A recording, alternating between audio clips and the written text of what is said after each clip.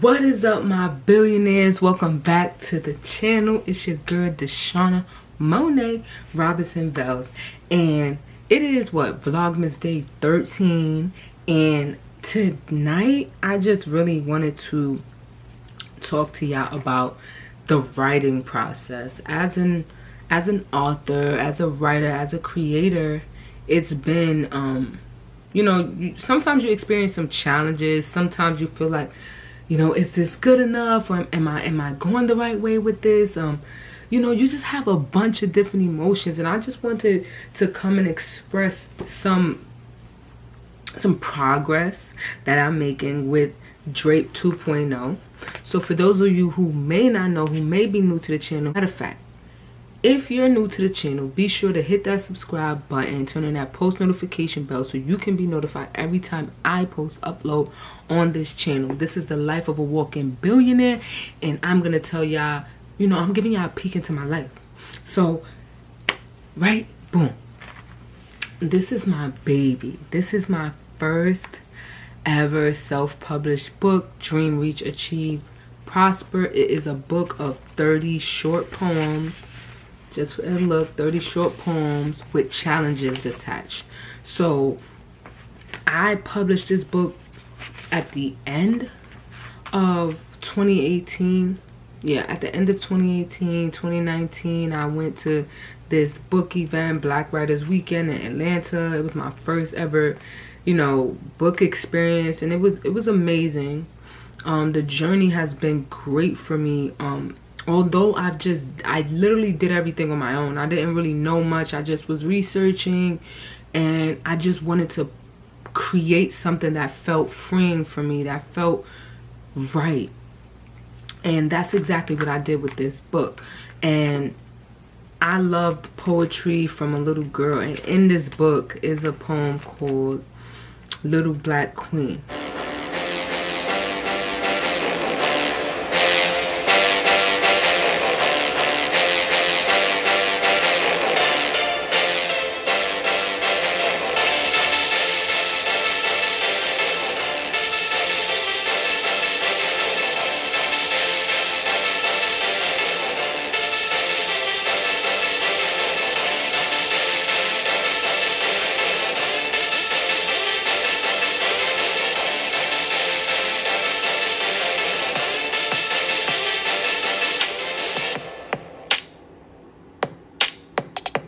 From kindergarten is when I've been exposed to poetry, and one particular poem who I really don't know the author. I cannot find the author for the life of me, but whoever she is, God bless her soul.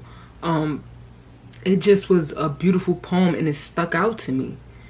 Let me read it for y'all. It's: black is beautiful, black is me, black is the color. Can't you see that blue is nice and orange is neat? Black is beautiful, black is me.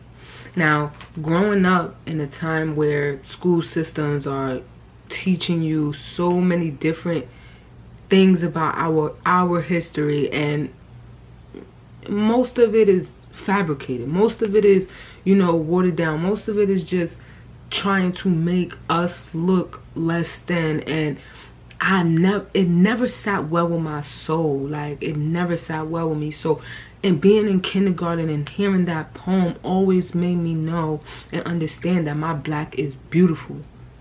To stay grounded in my in my blackness and my greatness, and understand that I am, you know, powerful. And no matter, you know, the color or anything, but I am powerful. And I decided to put that in this book and just elaborate on it and what that poem means to me. I did that off the strength because I want people to understand, like, this has stuck with me since kindergarten. So that would probably be like 22 years, give or take, because I was in kindergarten at like 4 going on 5. So I really just want people to understand that we are great, we are beautiful. But I don't want to like just focus on that alone. I really wanted to talk to you guys today about DRAP 2.0. Now, for those of you who don't know, I do have another YouTube channel called DRAP Social. I've been revamping and really planning out how I really want to restructure that YouTube channel, because it's building my father's legacy. For those of you who don't know, my father was killed, and I strive to turn that negative situation positive, and really learn to help other people cope with the loss of a loved one. So that's my whole objective with building his legacy, and just using my voice and my gifts to really help other people and move other people who don't quite got the support or the help that they need, or no one truly understands them, because being fatherless, being parentless is a struggle amongst other things that we go through in life, but it's a struggle. So I dedicated my life and his legacy to helping other people cope with the loss of a loved one. So that's why I decided, I'm like, let me write this book and use what my gift of poetry and writing and just being creative and advising to, ultimately help someone. And that's why I wrote the book the way I did. Each challenge has a poem attached to really just get your creative juices flowing. It's challenging you to think and to do things, to write things out, to really be able to reference it again and not lose track of that specific goal. So when I went away for the weekend, if you've watched the past two vlogs, you know that I went away and I visited family back in New York, and now I'm back home in Tampa, and I was writing on the flight, and it just felt so freeing. Like, I'm so excited about DRAP 2.0. I'm so excited about what the book is going to do for others. Like, I honestly don't care if it's just one person that it really helps and shifts their whole perspective on life, their whole perspective on loss, their whole perspective on, just where they are in life. I don't care if it's just one person, as long as someone is moved by what I write, and somebody takes what I write and go out there and make it work for them, then I did my job as an author. I did my job as, and just me as Deshauna. If you're creative, and we all are creative, every single person on this earth, I don't care what it is, I don't care who shot down your dreams, I don't care. We all have creative embedded in us. So whatever it is, whatever field of creativity you're into, I hope that you utilize it as your therapy. You utilize it for whatever reasons you need to utilize it, and bring peace and joy to yourself and your life, because there's so many distractions going on in the world. And as I'm writing this, I'm really like going through therapy with myself, because I'm digging deep. The whole idea of this book is to add more context to this book. So it's gonna be basically a second edition. I'm just adding context to each chapter and each challenge, because I want people to truly dig deep and unpack certain things, because we don't even realize how much people's projections and expectations tamper with who we truly are, tamper with us being who we want to be, and worrying about this person and that person, when most times that's a personal problem. Most times we're so stressed out about things that are out of our control. So what is the point? So in this book, I just been writing and writing, and it just comes to me like water. Like, I was literally on a plane, like just going crazy, and it brought me so much joy, because for a while I wasn't writing. For a while I just felt like, I just, to be transparent, I'm big on transparency, I just felt like this book didn't do well enough. And I felt that way, but then I had to think, like, did you market it correctly? Did you really push your book? When you see people and speak to people, do you even talk about your book for real, for real? And I had to realize, like, sometimes I shy away from talking about my accomplishments. And why is that? Because I think that I had to unpack things within me, and writing this book is really helping me like really unpack things about myself and give that transparency so that someone else can see that and then take from it whatever they need to take from it to implement it into their lives. So I just really am at a place of euphoria. I'm super like elevated in my creativity right now because I'm almost done. Like, I'm almost done with my second book, and I know this book is going to be a bestseller. Why? Because I took the necessary steps to learn. After I published that first book, now I know exactly what I have to do this time to make sure that I self-publish the proper way, that I market my book the proper way, that I go out of my way to, you know, expose my content to others, because I should be celebrating this. If I'm so, like, I know that this book is going to help people all over the world. I know that for a fact, because when I decided earlier this year, I decided to do like a little book club.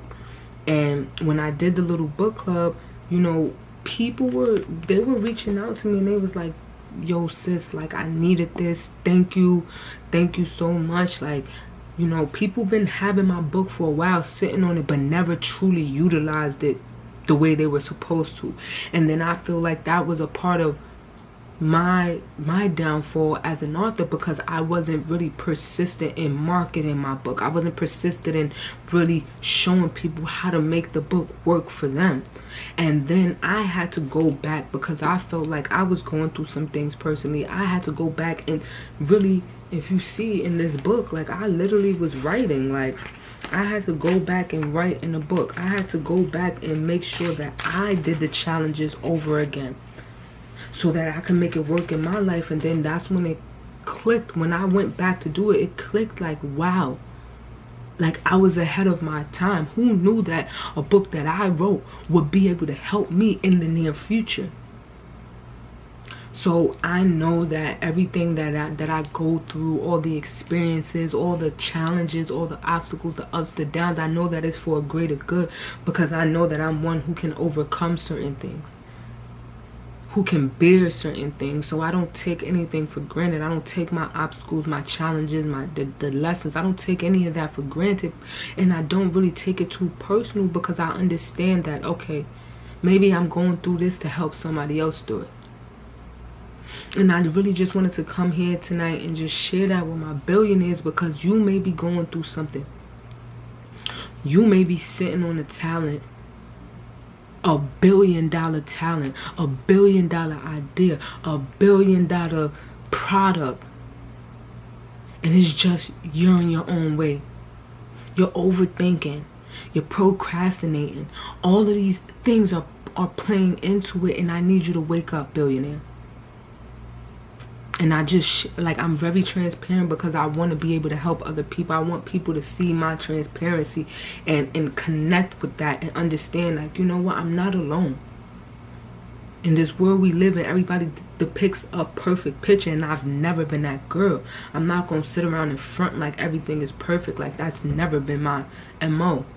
That's why when I speak and I say this is the life of a walking billionaire, it may not be reflected in my bank account right now. It may not be reflected like in my lifestyle just yet, but the mentality shift is where it starts. That's where it starts.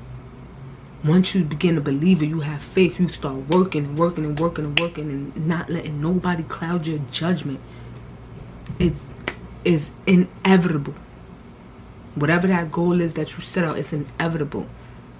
So I just wanted to share that. Like, that was just heavy on my heart today. I'm about to get back to writing, billionaires. I love y'all.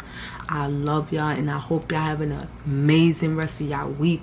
And remember what I said. It starts in the mind first. Do not let that go over your head. Don't try to jumpstart and get to the millions if you can't even have a millionaire mindset. Go study some millionaires. Go study some billionaires and study what they do, what they day to day, and start to implement what works for you into yours. Now, I love y'all. Y'all have an amazing day, and until the next video.